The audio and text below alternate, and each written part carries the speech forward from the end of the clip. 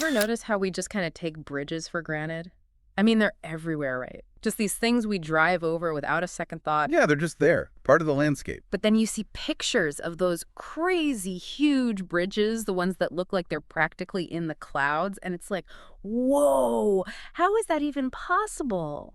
You know, it's funny you should say that because that's kind of what we're diving into today. Oh, yeah, thanks to this super cool article you sent my way from 10 Most Today, right? All about the tallest bridges in the whole world. You got it. But the thing is, and this is what I found so interesting, they're not talking about how high up the road is. Like, you know how some bridges make you kind of nervous because you're way up in the air? Oh, yeah, for sure. They're actually ranking bridges by the total height of the whole structure, from the very top point all the way down to the bottom. So it's more about like the engineering challenge, the sheer size of the thing. Exactly. So our mission today is to explore these like mega bridges, these giants of engineering, and try to wrap our heads around what it takes to build something so incredibly tall. All right, let's do it. So the Champ, the tallest bridge on the list, is the Millau Viaduct in France. Ah, the Millau Viaduct. And get this, 343 meters tall, Wow. which is like, hold on, let me do the math here, 11,125 feet. That's just mind-blowing. You try stacking anything up to that height, it's That's- almost unimaginable. I know, right? And it's a cable-stayed design. I was looking at some pictures. It's like a giant sailboat mast with cables running down to hold up the road. It's pretty elegant when you think about it. Oh, for sure. And it opened back in 2004.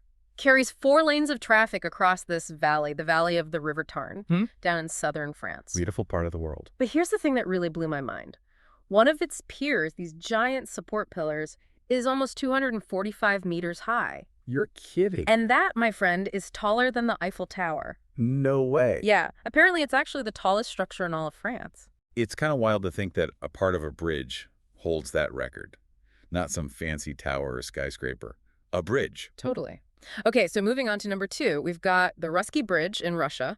This one comes in at 320.9 meters, so just a hair shorter than the Millau. Still unbelievably tall, though. 1,053 feet to be exact. Oh, yeah, no small feat. And it was finished up in 2012 over in Vladivostok. Now, that's a city you don't hear about every day. Vladivostok. I know, right? And this bridge does something pretty important. It connects the mainland part of the city with Russky Island. So before this bridge, people had to take a ferry or something to get to the island. Probably, yeah. Imagine the difference that makes, having this direct link. I bet it was a game changer for the folks living and working there. Yeah, it's like opening up a whole new world. Yeah. You should think about how infrastructure can really shape a place. Totally. Okay, number 3. The Sutong Bridge in China. 306 meters high. And it opened in 2008. So right around the time of the Beijing Olympics. Right. Another busy time for big construction projects. And like the Russky Bridge, this one's a vital transportation link, spanning the Yangtze River, Yeah. as Nantong and Changshu. Ever been to those cities? Can't say I have. Well, the Yangtze is a seriously massive river, one of the longest in the world. So to build a bridge this tall across it, that's some serious engineering. You're talking about a river with crazy currents and all sorts of challenges, right? Yeah, exactly. And this bridge has a main span of over 1 kilometer. It's mind-boggling how they pull these things off. All right, number 4 brings us to the Akashi Kaikyo Bridge in Japan. This one's 298.3 meters tall, just a bit shorter than the Sutong, opened back in 1998. That's one of those classic suspension bridges. You know, those iconic ones with the huge cables hanging between the towers. Yeah, I see what you mean, like the Golden Gate Bridge kind of look. Exactly. And the Akashi Kaikyo Bridge is actually the tallest suspension bridge in the whole world. So all those other suspension bridges, like the Golden Gate and stuff, this one beats them all for height. Yep, it's the champ. And it connects Kobe on the island of Honshu to Iwaya on Awaji Island. So it's another example of a bridge really changing how people get around. And it has to be incredibly strong, right? To handle all that weight and the wind and everything. Well, absolutely. Especially in Japan, where they have to worry about earthquakes and typhoons and all sorts of crazy I weather. bet they over-engineer everything just to be safe. Probably a good idea. Okay, number 5. The Stonecutters Bridge in Hong Kong. 298 meters tall, so almost identical to the Akashi Kaikyo. This one's a cable-stayed design, right? Opened in 2009. That's right. And It's a key part of Hong Kong's transportation system. It crosses the Rambler Channel, connecting a bunch of different islands. Hong Kong is all about bridges and tunnels, right? It's such a Yeah. crazy, dense city. Yeah, they have to get creative with how they move people and goods around. And the Stonecutters Bridge is a perfect example of that. They probably had to build it super high to make sure ships could still pass underneath. You know, you're probably right. And I bet wind was a big factor, too. They'd need to make sure it could withstand those typhoons that roll through.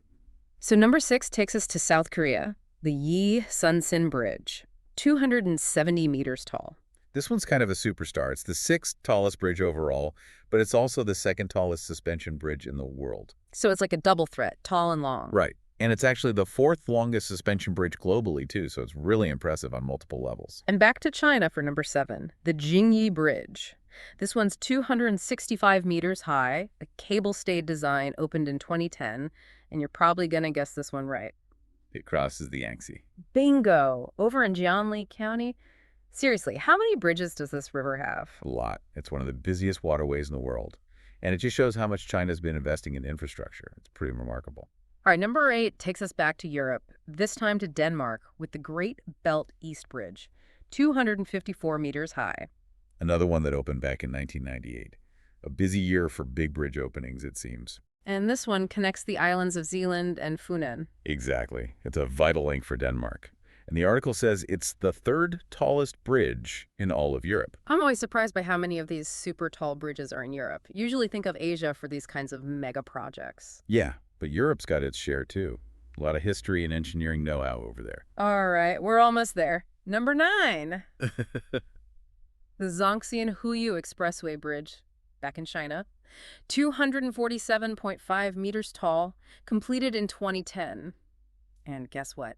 Another Yangtze crossing. You got it. This time in Zhong County. I'm starting to see a pattern here. It's almost like China's on a mission to conquer the Yangtze with these massive bridges. And they're doing a pretty impressive job of it. Okay. Okay, last but not least, number 10. The Zhujiang Fuan Expressway Bridge, also in China.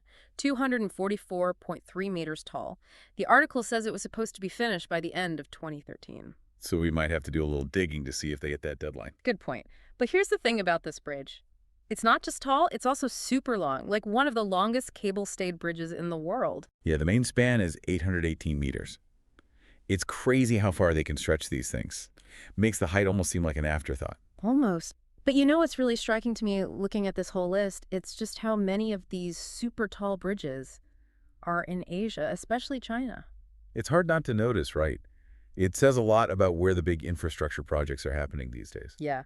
And the other thing is, it seems like almost all of them are either cable-stayed or suspension bridges. Like those are the go-to designs for these massive structures. It makes sense when you think about it. Those designs are all about handling those crazy forces, the weight and the wind and everything. So what's the big takeaway here for you? What should folks listening to this really keep in mind? Well, for me, it's all about the amazing things humans can do when they put their minds to it. These bridges, they're not just about getting from point A to point B. They're like these monumental achievements. They're like these giant sculptures almost, works of art. Totally. They're symbols of our creativity and our ability to build these incredible structures. And you know what? They're all about solving problems. Oh, yeah. Every single one of these bridges is there because of some challenge, like a huge river to cross or a deep valley to get over. Makes you wonder what the next generation of bridges will look like, right? So as we come up with new materials and new techniques. I mean, are we going to see bridges that are even taller? Even longer? It's kind of mind-blowing to think about. Yeah, and you got to think about all the forces these things have to withstand. The weight of the traffic, the wind, even earthquakes in some places. It's a testament to the ingenuity of the engineers who designed them. Well, it's been awesome taking this deep dive with you. Thanks for sharing that article. It really got me thinking about bridges in a whole new way. Anytime. Always fun to geek out about these incredible structures. And to you, listening out there, thanks for coming along on this journey. Hopefully it gave you a little bit of awe for the next bridge you cross. And maybe a little bit of inspiration, too. You never know what amazing things we'll build next. Until next time, keep on exploring. Happy bridge hunting.